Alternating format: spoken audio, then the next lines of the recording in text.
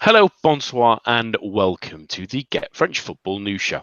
I'm Nathan Staples, and joining me this evening are Jeremy Smith, Kevin Jeffries, and Matthew Gooding. So, spring's the darling buds of May, but for some, the barren summer could not come soon enough. But who is blooming as the season comes to a close, and who is wiltering at the thought of a neglectful off-season? Let's go on and talk more football after the latest headlines. Marseille all but ended any remaining hope they could sneak into the Champions League hunt as they drew 1-1 with Strasbourg.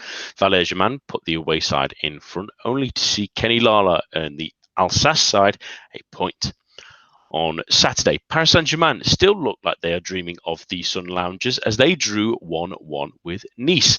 A Neymar penalty cancelled out Ignatius Ganago's opener as Tuchel's men slide towards an increasingly important summer, with Edinson Cavani missing a penalty in the final few minutes.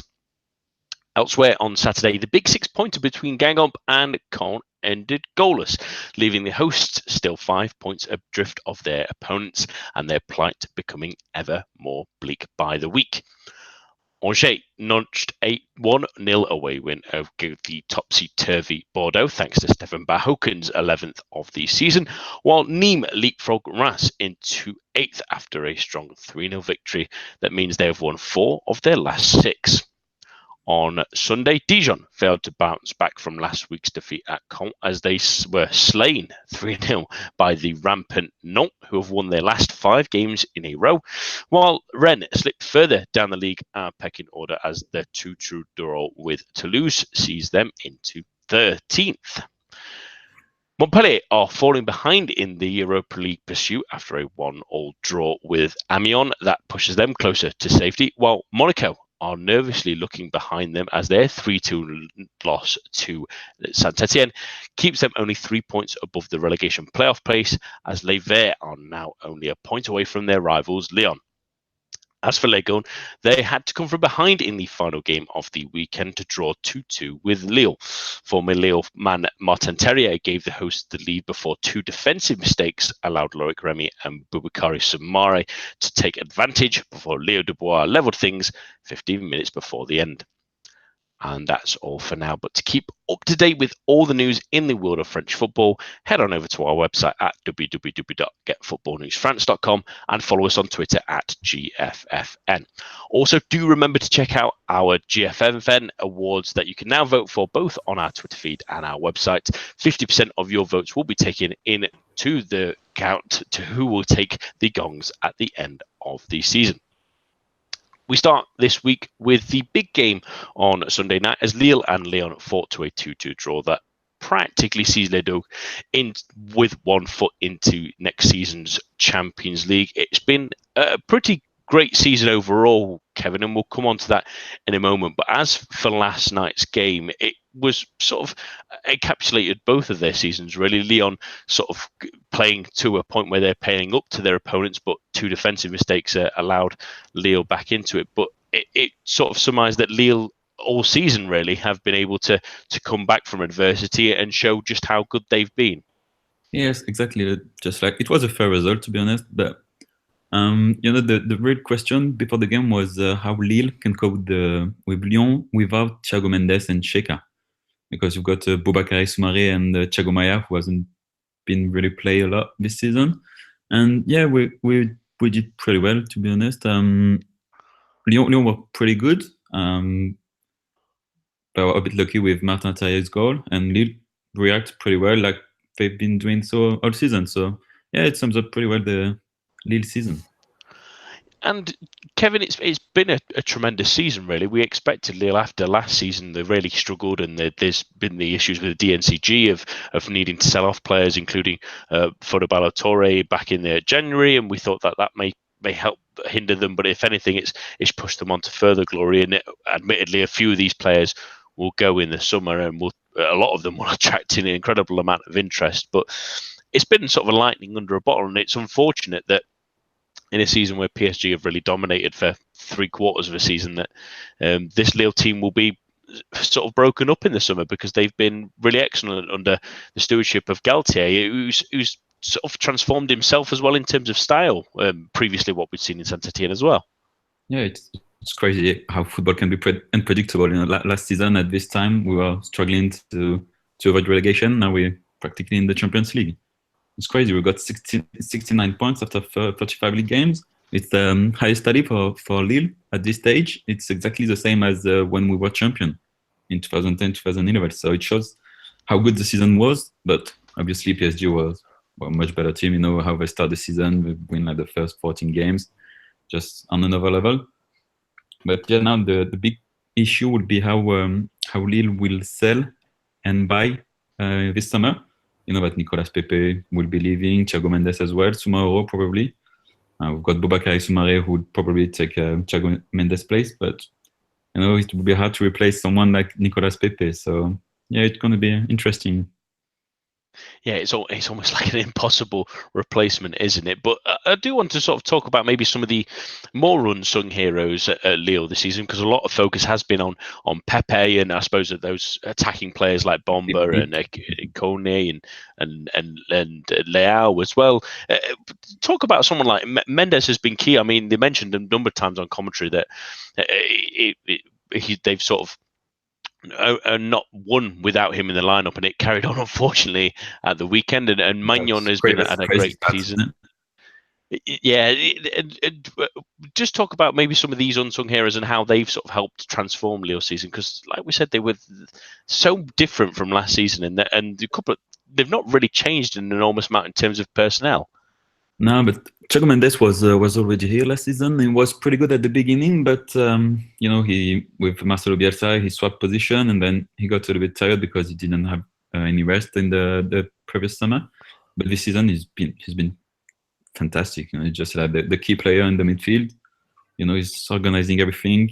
He was the only thing he didn't score with him a lot, but to me, except from Pepe, he's the best player for Lille by far. He's just such a good player. It's a bit like Savanier for Nîmes. Just really, really good, like number 6, 8, like a box-to-box player. He's been amazing. And as you said, we've got some really good surprises like Selik. You know, Selik's come from the second division in Turkey. We lost Malqui and we got Selik, and just like he's been really, really good. You know, he's just like a Turkish international. Nobody expecting that level from him, and he's been great. As well, Mike Maignan, we know he got potential, but this season is just like really focused, no mistakes, not as many dribbles as he used to. But yeah, that's kind of players. You know, we got Fonte as well. You know, we thought he was half retired, but he was in China. He come back, he's the captain. You know, just like Maignan, Fonte, Thiago Mendes, just such a like how do you say in English, a column vertebral, like a spine, isn't it?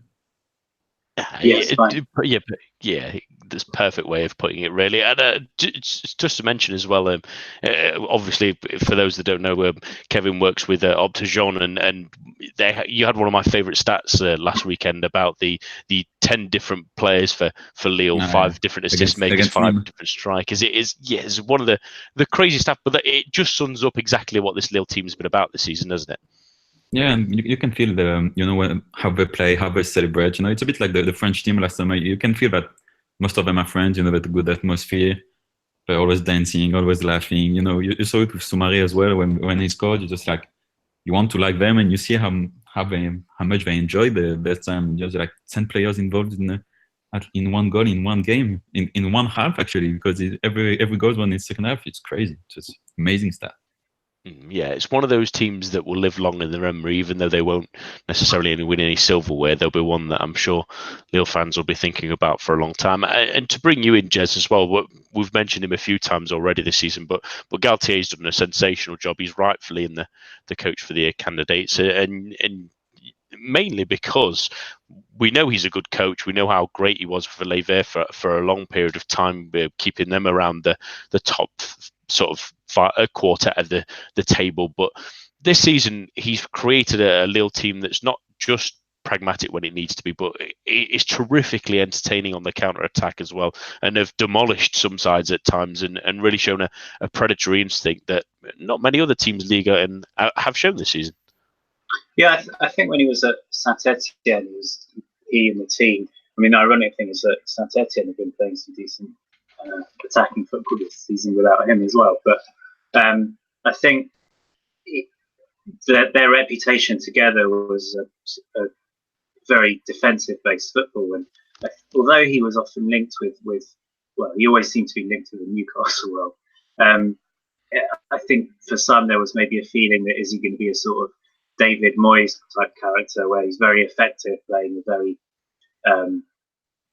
distinctive type of football with one particular club, and possibly he wouldn't be able to take the step up or to do the same kind of thing elsewhere. So the fact that he's done more than replicate the success that he had at Saint-Etienne, and not only that, but do it playing such an attacking and entertaining brand of football, I think it would be a massive shock and travesty if he doesn't win Coach of the Year. He certainly deserves the nomination. He deserves the fuss he's getting. Last week, Ligue ran a series of articles about him, and I think he's done his reputation a huge amount of good this season, quite rightly too. Yeah, one more win really should do it, unless obviously Lyon and Saint-Etienne stumble. And just to mention, really, Matthew, that they've not really challenged PSG at the end, but they obviously got that great result a month ago, where a couple of controversial moments, but Lille were excellent, really. But at the same time, from this perspective of Ligue in whole, it's a bit of a shame that this team will be broken up, because hypothetically, if they could stay together, could they be a team with a couple of additions that could actually challenge PSG for a title if they could have kept this side together? Yeah, well, thanks for bringing that up. First of all, so happy memories from my birthday when we got tonked by Lille. It was a good game.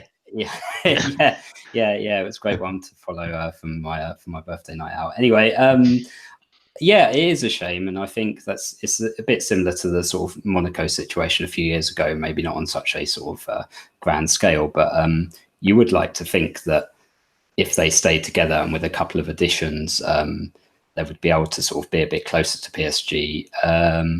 But yeah, I think it's just the way of modern football, isn't it? And obviously with the financial problems that you touched on a bit earlier, it was only likely to be a one season thing, which I think in a way it sort of preserves the magic, doesn't it? Because if it sort of all fizzled out next year, and this proves, I think it's unlikely, but if this proves to be Nicola Pepe's like best ever season, and then next year the team they didn't follow this up, then that would be a bit, I think as a fan you can sort of maintain, if it all ends on a high and the team gets broken up, then you can sort of you've got that sort of memory to look back on. But yeah, certainly I think when we played them at the park earlier in the season, I was really impressed. I thought, wow, this is a proper sort of like well set up Ligue 1 team. They've got a really strong defensive unit. I was so impressed with Xhaka and Thiago Mendes, and then obviously the front sort of four who get a lot of praise with good reason were very impressive. So I think, yeah, if they could be kept together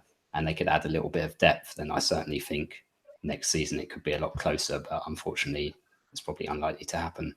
Yeah, it's always disappointing to be working with what ifs. But as for their opponents, because it was just as big a game for Lyon as well, Kevin, because a win would have put them really close to Lille and usurping them for second. But a draw or a defeat would have been even worse. But a draw means that Saint-Etienne are still breathing down their necks, and they've got to head to the Velodrome next weekend on Sunday night, which is not the kind of game you want to be playing when you need 3 points. But they're in a tricky situation. They're a club that should be looking to be a sort of competing, at least trying to compete with PSG, but with players looking like it might be a bit of a huge squad overhaul, and the manager obviously on the way, and even now the possibility that Champions League football could be taken away from him. It's a big couple of weeks ahead for Lyon and the players they've got left. Yeah, it's been a weird season for Lyon, because they got great players. They should be second in Ligue 1, in my opinion. But all season long there was like ups and downs. In the Champions League they were pretty good. They beat Man City, they were really good, but they got some problem with the player who wants to leave, I believe. Problems with the fans, especially on social media, and with Olas and Genesio. It's been like going on all season. He was supposed to stay, then Olas said, well, he's gonna leave at the end of the season. So it's just like, and you can feel there's something broken, I think, in the team.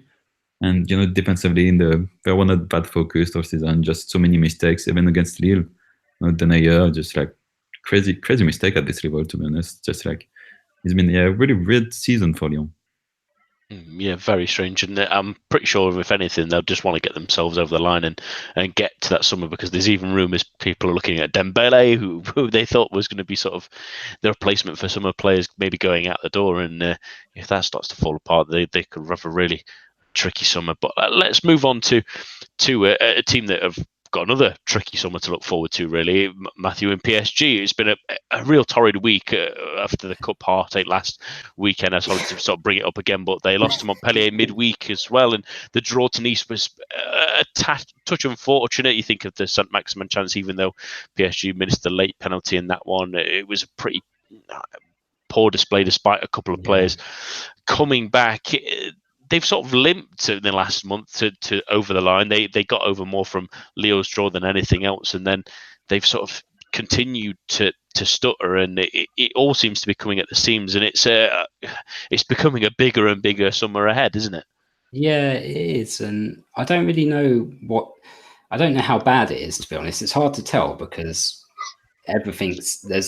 it's literally nothing to play for, is there? Obviously, there was the cup last week, but in terms of the league, it's all been sort of finalised for quite a while, and you sort of wonder how much this malaise is going to affect them next season, because it's certainly, even by PSG's standards of messing things up, it's certainly been quite spectacularly bad.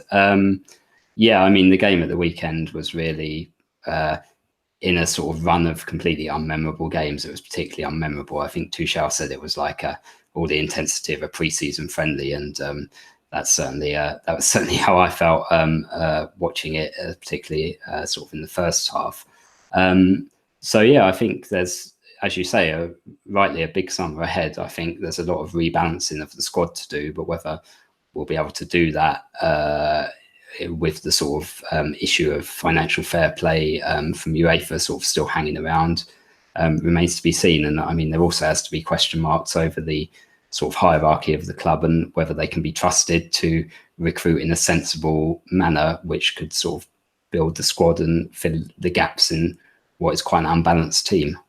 Yeah, let's dig into that a little bit further, I suppose, really. But Matthew, and we'll start with sort of with the playing squad with things, because FFP will be sort of a bit of a worry. So outgoings will skip for the time being at least, but incomings, the holes keep getting bigger in different places. Really, we've discussed that they need at least 2 really midfielders, if not 3, and then as the season has grown on, you thought, okay, they had 4 centre backs prepared, but realistically now it's only really 2, because I mean, Kimpembe's had a dreadful season that's been exacerbated by 2 ridiculously awful performances in the last week, which you can see the confidence sort of drain from his face sometimes. Really, it means that really they from what seemed like 2 or 3 players needed just to balance out the squad and go for the Champions League. And again, he's looking more like 4 or 5 players maybe needed. Yeah. Thanks. Yeah. Yeah. now I'm feeling a lot better about life. It is. I think the midfield is the most pressing concern. I think we can't go. I mean, we went half a season with just Verratti basically, and now we've got Paredes as well. I mean, the jury, don't know what you guys think, but I think I'm happy to give him a full pre-season and see how he is, but I think the jury's still out at the moment. So I think that's definitely the priority. But yeah, I mean, you'd look at right back, Meunier's future seems to be uncertain. Dani Alves is, spectacular goals aside, a bit of a waste of space. Kazawa, there's question marks over on the other side. So then you think maybe we need some more fullbacks. And then, like you say, the centre-back issue, I'm very concerned about Kimpembe. He might be going down the sort of Mamadou Sakho route of being this really promising player who can never sort of, make that step up to, be an elite player on a regular basis. So then maybe we're a bit short there as well. And this sounds like quite a full shopping list, particularly then if you consider the Cavani situation up front as well, that he might leave, and then we'd presumably need another replacement of that sort of profile of player. So yeah, someone's certainly going to be busy this summer, I think. Yeah, and that's where it starts to unravel a little bit. You think that Cavani potentially leaving, You think of Thomas Meunier possibly leaving, a lot of the young lads looking at possibly the exit door. I'm thinking of Nkunku and maybe even some of the more infrequently seen Akastani and Soki as well, maybe looking for more first team football. So they're thinning there, and then even though they need midfielders, Adrian Rabiot is going to be leaving on a free. So for FFP, that's but the factor is the FFP, isn't it? That's the problem really. That's the gentle noose around their neck at the moment, is that they're losing money from that. That means that maybe they have to try and sell a Di Maria or a Draxler to try and fund something at least anyway to make some moves in the summer, and it really stops piling up, because then, if there is any of these outgoings with players rumoured to want to go, it adds to the list that needs to be made, doesn't it? Yeah, that's it. And the irony of buying two, like, obviously absolutely world-class players is that you end up having to thin out your squad considerably to sort of afford them under the rules. And it's in a bit of a muddle, really, to put it mildly. And you sort of, like you say, from a position of seeming strength and seeming just a couple of sort of tweaks required to, have us challenging for the sort of latter stages of the Champions League and keeping our position well ahead in the league. I think the last few months, it seems like every week a new problem sort of crops up.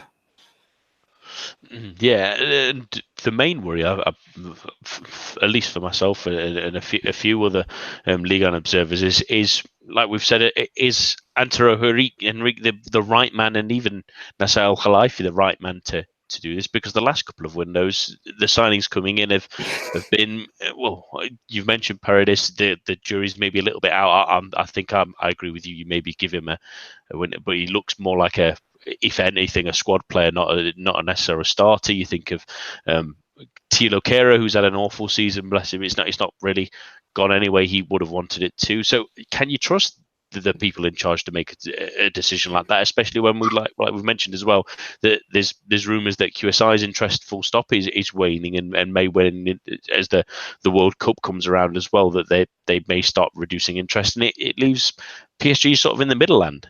Yeah, that's it. We're a bit, I mean, the World Cup's still quite a long way off, isn't it? So if we're going to have sort of 3 years of us just like muddling around like this, then I don't think that's really good for anybody. But what was I going to say? Yeah, I basically I don't trust them to do a good job. I mean, Henrique's got a good CV from his time at Porto, obviously. So I don't think that he's a complete idiot or anything. But at the same time, whether he's suited to working in the sort of, it's a completely different situation, isn't it? PSG to Porto. I know Porto is probably one of the biggest clubs in Portugal, but PSG is on another level, and whether he's sort of suited to operating at it, I think you would have to say the evidence suggests no. And then there's Nasser. I mean, I look back to when he appointed Leonardo, and Leonardo was basically running things. And obviously Leonardo wasn't everyone's cup of tea. He wasn't always my cup of tea when he was in charge, but he at least had a plan.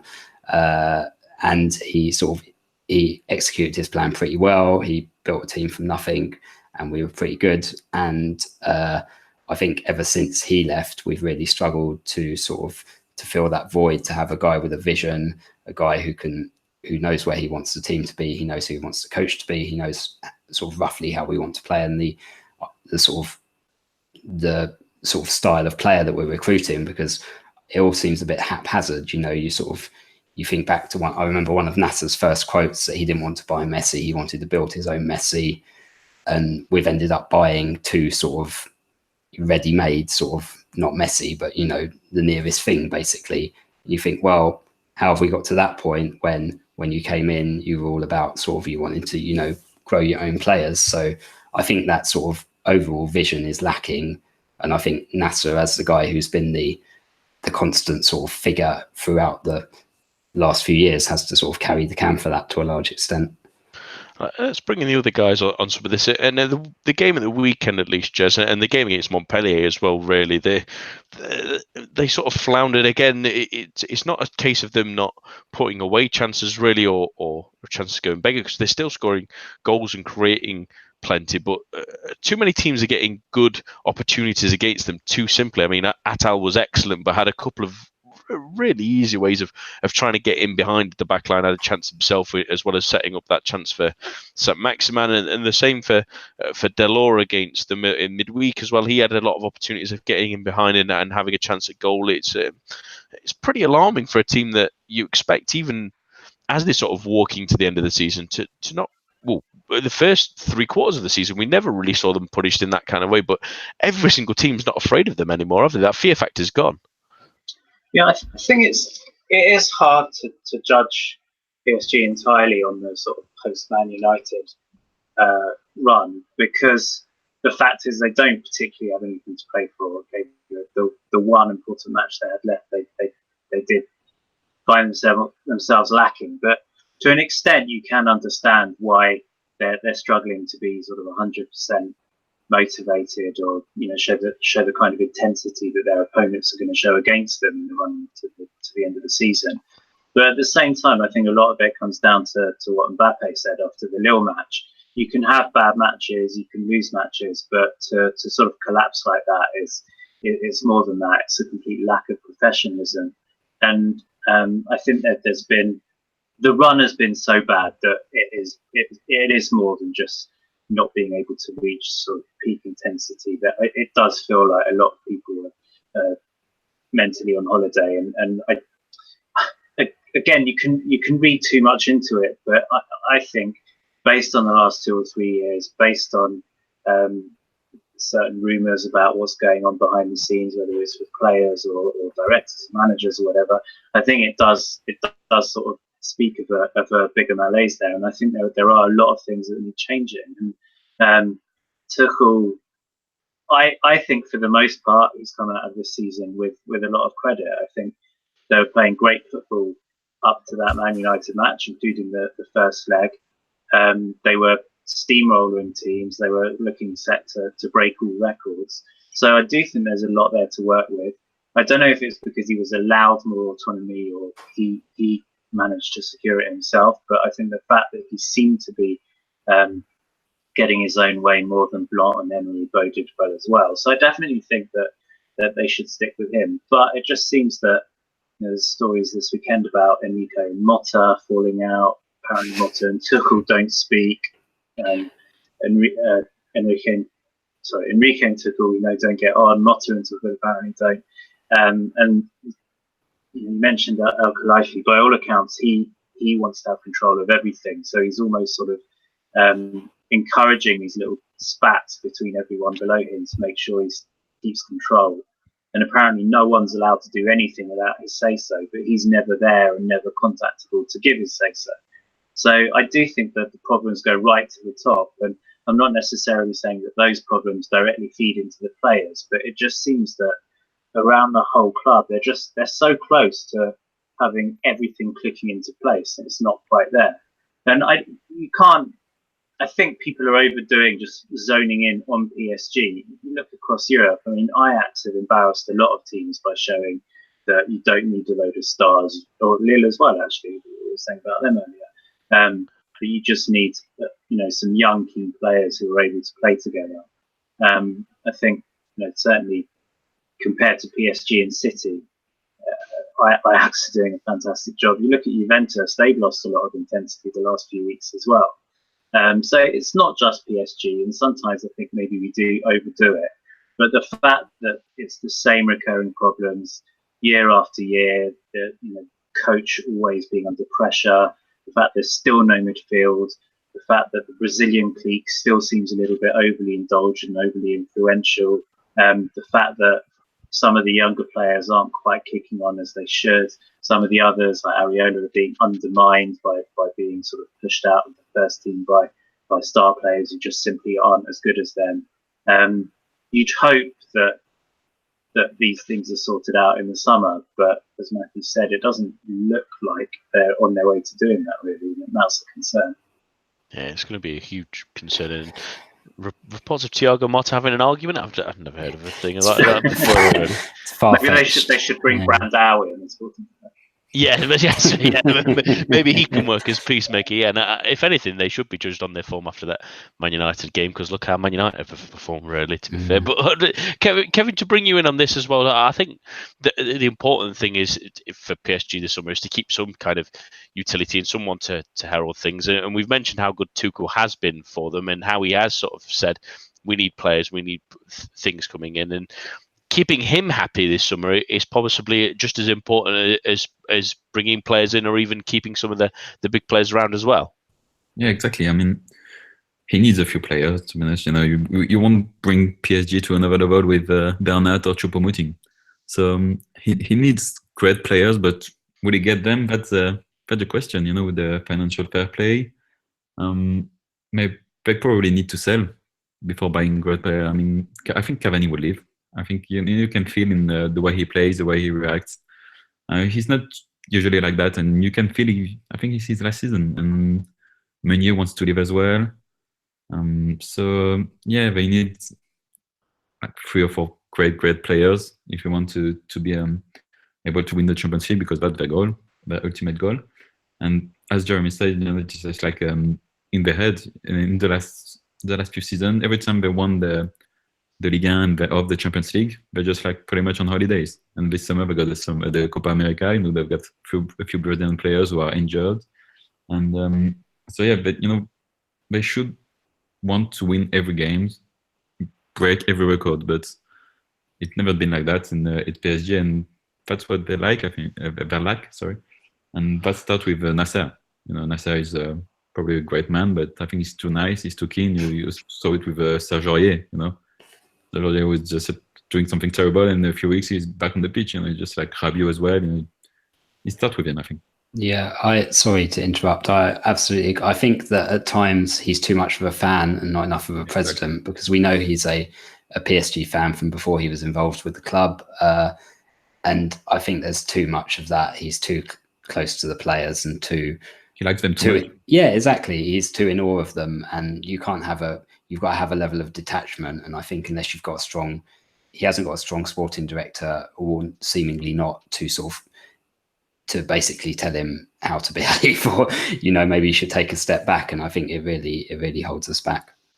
And that's going to be the interesting point, I think, this summer, with having such a strong coach for some people may say for once more than anything, but it is maybe a little bit insulting to some of them. But at the same time, the fact that he has been a bit more forthright about his views and leaving players off the bench, in terms of having sort of 5-man benches sometimes, just to make his point a little bit more crystal clear. So it will be interesting to see, because as soon as, much like in Dortmund, where he did really butt heads with those above them, if it happens again in the summer, he's not a person to not walk if needs be, and that would leave PSG in a right pickle again, just as they're trying to make something out of it. But it'd be interested to see exactly what will happen this summer for them. And in fairness to them, Nice, good result for them, and great to see Attal maybe add another at least 10 million maybe onto his price tag when some teams come around in the summer. It might even be PSG at this moment in time. But on to matters at the bottom of the table now, because the final 6-pointer of the season saw the points shared between Caen and Guingamp, but for the latter it looks like it might not really be enough. Jez, is this the end for Guingamp? They've got 3 games remaining. They're 5 points adrift of Caen to try and get into that sort of relegation playoff place, but they face a inconsistent Rennes side this weekend coming, and then they've got games coming up against Nîmes and Amiens. So there's potentially still points there for them, but to get 5 points and hope that no one else picks up anything is looking a little bleak. Yeah, I think they're probably gone now. All 3 of their remaining games are winnable. I was going to say away to Rennes, maybe winnable's a bit much, but they are a bit of a bogey team for Rennes, and Rennes have also sort of checked out Ligue-wise a long time ago. So there's definitely points up for grabs there, but it felt like the weekend match against Caen was a must win, and it wasn't even just that they didn't win; they were poor. Both teams were poor, but there was no onus on Caen, particularly to have to go out for the win. Guingamp made very little chances, and the chances they did make, they generally sort of blasted over the bar. Didn't really give Samba any work to do at all. And it looks like they're a bit of a busted flush. I think we spoke about how sort of 2 or 3 weeks ago they had a couple of those body blows with, last minute equalisers for Monaco and Caen and Dijon getting wins that they were absolutely not expected to. And when they did climb off the bottom, I really thought that they were the favourites to stay up, just based on the form they were showing, the form in terms of results, but also the performances they were putting in. But I think those results of a couple of weeks ago just really knocked their confidence. And much as I love Gourvenet and I would like them to stay up, I think they've given themselves a little bit too much to do. The very best they can hope for, I think, is the relegation place, but I just can't see them getting enough points to do that. Yeah, it's been a funny season for them, hasn't it, Kevin? I mean, we looked at the side at the start of the season thinking that they've done well under Kumbury and sort of fought above their weight, and then have done for a number of seasons in Ligue 1 really since they came up a fair few years ago now. But that 6 defeats in the first start of the season was the alarm bells ringing in. They've never really recovered from that. In fact, they've never really been outside the drop zone. In fact, they've mostly been in 20th since that point, really. When they dropped in there after week 3, and they've changed managers, thinking that the return of Jocelyn Gourvenet will be the sort of instigator of maybe a fight back or something like that, inspiring some of the great times he had there, but at the Rue de Rue. But it's not really worked out for them, and unfortunately, it looks like that Ligue 2 will be hosting them next season.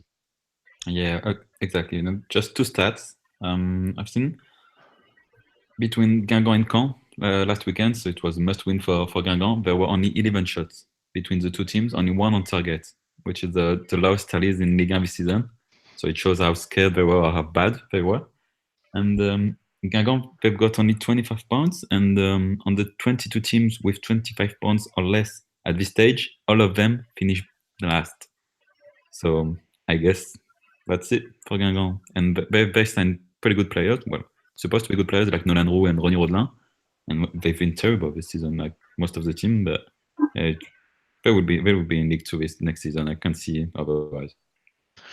And we've spoken about them a few times, Matthew. How they have got some talent through the squad, and Kevin's highlighted a few there. But even young players that we expected more of, we were thinking maybe of a Marcus Coco or a Ludwig Blah, players that we had big reputations, but have really struggled this season when we expected them maybe to be kicking on. I mean, even the likes of Marcus Thuram, who's getting interest from bigger clubs, maybe more because of his name than his performances, because his goals are more coming from penalties spots more than anything. So it's sort of a mixture of those experienced players struggling and then those young players not blossoming into what we maybe expected of them as well.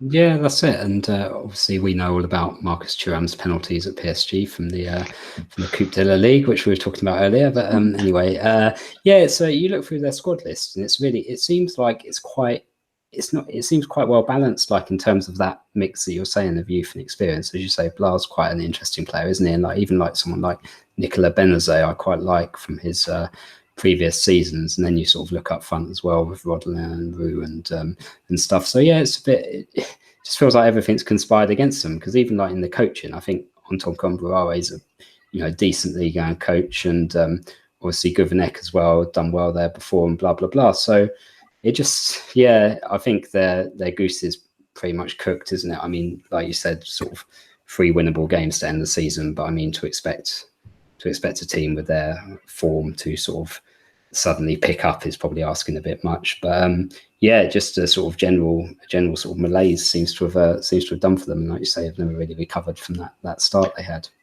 Yeah, and it becomes strange even, Jess, because they did some decent signings, I thought, in January at least. Anyway, getting some more Ligue 1 experience in them. I mean, they've got players like Djilabodji, although he's not played an enormous amount. Same with and Dong, who was decent last time he was in Ligue 1, although he obviously had a strange spell at Sunderland. You look through the squad and you see Luca Do and Nicolas Benazet, although both have missed some time as well. They've got experienced centre backs as well, although Sorbonne's maybe slowing down a little bit, and Kerbrat's not had the greatest of seasons. Robocho's probably been maybe one of the better lights, as well as Boa maybe, but it's certainly a squad that, if they can keep it together, they can mount a challenge next season. But at the same time, there's 1 or 2 of those that maybe sides coming up or sides currently in Liga maybe look to poach.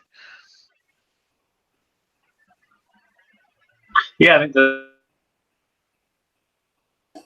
from Blas and Kokov, but I don't think Blas and Kokov have sort of fulfilled the promise that they showed a couple of years back. And Thuram, I agree. I was struggling to see what's so special about him other than his surname. he's capable enough, but seeing rumours that Lyon are after him, if that's true, I just don't understand that at all. Especially if it's a replacement for Dembele. I don't think he's in the same class. I just think that I do think there's been a bit of bad luck in terms of injuries, rumours for most of the first half of the season as well. And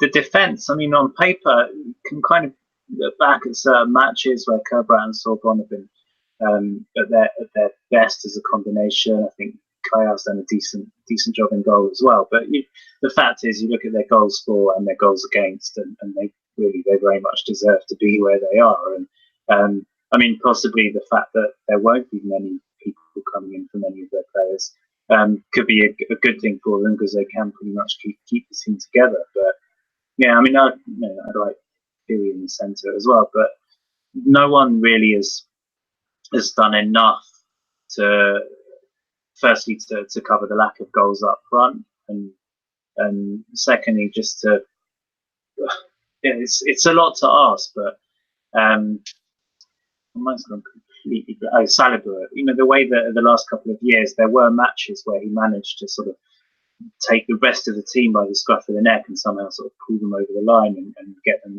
an important 3 points here and there. I don't think there's been no one in their team that's been capable of doing that this year.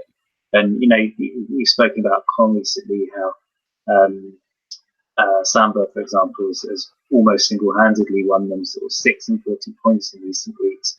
I can't think of any particular match where anyone has done that for Guingamp. And when you're struggling for any points, you do need those just 1 or 2 matches where someone does something magical, and that might be enough to drag you over the line, and they just haven't had that.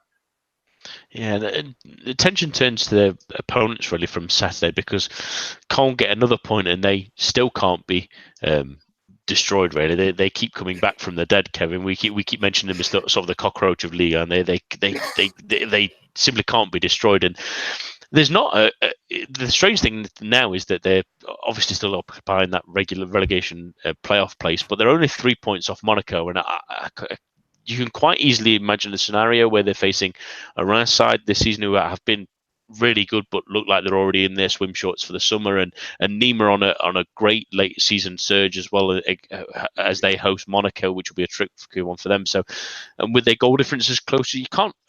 It's not unfathomable to be a scenario where Monaco even drop into that relegation place later on, and that would be Caen sort of ending their season with the strangest of flourishes, where they've nicked a couple of incredibly lucky wins, and like you said there, it was an awful game on Saturday, but they got the point at least anyway, which is as good as 3 at this moment in time really for them, and they could yet even save themselves completely.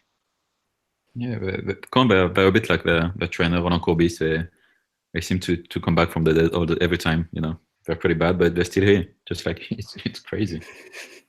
And I think it would depend on Monaco, because Monaco, with their signing, they were really looking up, and you thought, well, they would be in Ligue 1 next season for sure, no worries. We're only 3 points ahead of Caen, and they're playing Nîmes, as I said, and Nîmes is a pretty exciting team. They can lose 5-1 against Lille and win 3-0 against Reims, which has a really good defense. It's going to be a really tricky game for Monaco, and Caen, just like the main problem at Caen is the attack. I mean, it's what's his name? The guy who was at PFC last season. The striker. Oh, you testing me now. I'm just trying to remember myself as well. But let's go in this one. Let's try. Chokunte, Crivelli, yes. That kind of player, they score like 3 or 4 goals overall. Just like it's not enough for the French Ligue 1. We've got a new trainer who is has pretty good ideas. Now we've got Roland Courbis with them. But yeah, it would be really close until the end. It would be really stressful for Caen's fans and Monaco's fans. Absolutely, and I'm sure Kobus will be claiming the coaching, even though Mercadal is still there, kind of in name at least anyway, if not in camera view at least anyway. But in terms of Monaco, at least, Matthew, it's been a strange season for them really, because a couple of weeks ago we thought they were probably safe and riding off a sort of high on Jardim, but as I've mentioned a couple of weeks ago, much like Ole Gunnar Solskjaer at United, really, the good feeling factor has sort of slipped away in the last few weeks, and a terrible run has seen them sort of fall in it. And then what is if you've not seen it yet, everyone, the Fodo Balatoy in goal to get Saint-Etienne back into the game is one of the slices of the season. It's probably better left on a golfing course, really, more than a football field, really. But they're in real danger now, because the games they have left, Nîmes, it's going to be a difficult affair away from home, especially, and then they've got. They have a game against Amiens next weekend, which, yes, they're closer to them, but that's going to be possibly still important to them to make sure they're completely safe. And then to finish in a derby away to Nice is not exactly how you want to finish it if you're not safe. So they've got some work to do.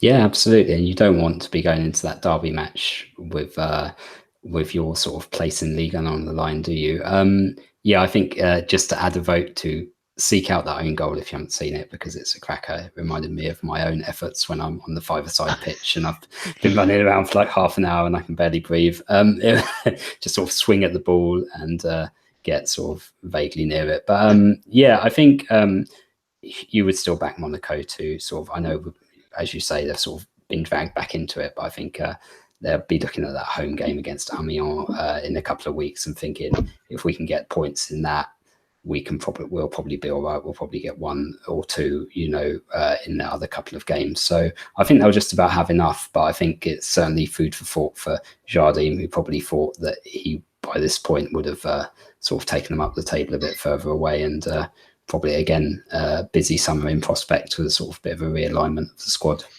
Yeah, squad overhaul looks like it's going to be happening at the Principality the next season. But very quickly, Jez, on the other club still in that relegation scrap, Dijon lost 3-0 against the Nantes side that are on absolute fire at the moment, really, to be fair. But does they feel like there maybe still is one twist in the tail for them? At least they've got Strasbourg next weekend. They then host, they're away to Paris Saint-Germain, which is not the hardest of games at the moment, at least anyway for them, especially with them nothing to fight for. And then they finish the season against Toulouse, who've been very, very up and down, is maybe the best way of describing it. So is even Comboire's team got one more sort of fight in them, given that they're still only 2 points off Caen, and there's always a chance?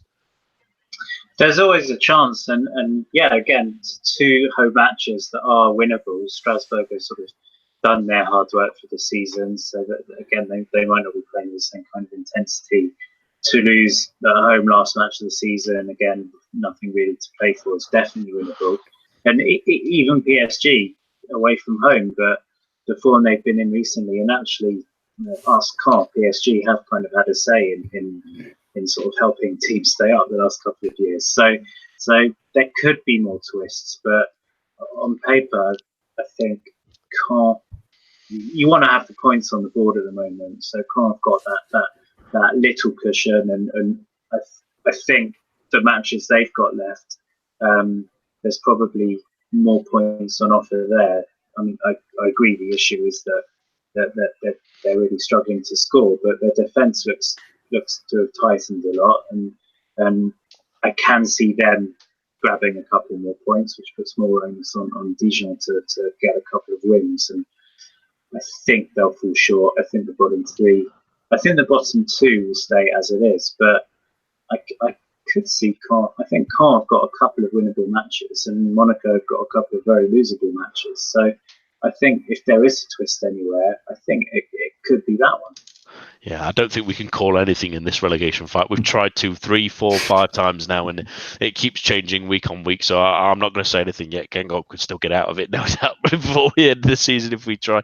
Let's finish tonight with my favourite section of this. It's the Liga snapshot. And I'll start with you on this one, Matthew. What's your Liga snapshot for this week? Well, I'm go into a Ligue 1 star who has moved abroad. I say star in inverted commas because it's one of my favourite players, Jeremy Menez, who I don't know if you guys remember Jeremy Menez, but once upon a time he used to play for PSG, and since leaving he's sort of gone on a bit of a world tour, and he's in Mexico at the moment for Club America. But this may come as a surprise given his previous behaviour, but he's upset his coach because he apparently does not have the attitude of fighting for his position in the squad. So he's been dropped from the squad for the last few weeks. Maybe PSG should sign him. Well, I was just about to say, Jez, he's likely to be on the market this summer, so you never know. You never know. Apparently he's on his way out, so he could be on his way back to Liga, and if he came back to PSG, even as player manager, I'd probably be quite happy. Just saying. Jeremy Menez is still 31 years old. Who would have guessed it? It feels like he should be 38. He's still got the same haircut that he had when he was 21 as well, which is all one of them anyway. So yeah, I'm looking forward to seeing where he ends up next. I was going to say, is it still bleached blonde or something like that? Yes. Yeah, bleached blonde Mohican. Yeah, he's looking pretty good. Follow him on Instagram. It's quite the treat. I suppose that's more in vogue at the moment, to be fair, to be bleached blonde again. To be fair. Kevin, what's your Liga snapshot? Mine would be one player to look at in the future. Eduardo Camavinga, the young player for Rennes.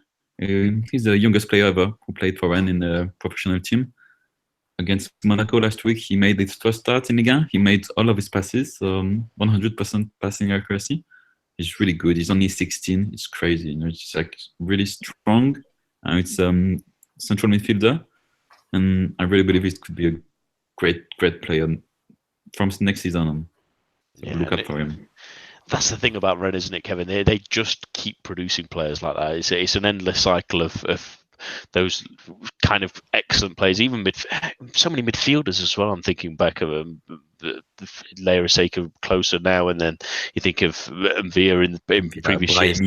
Yeah, they just keep promoting them out. They just know that they're doing it.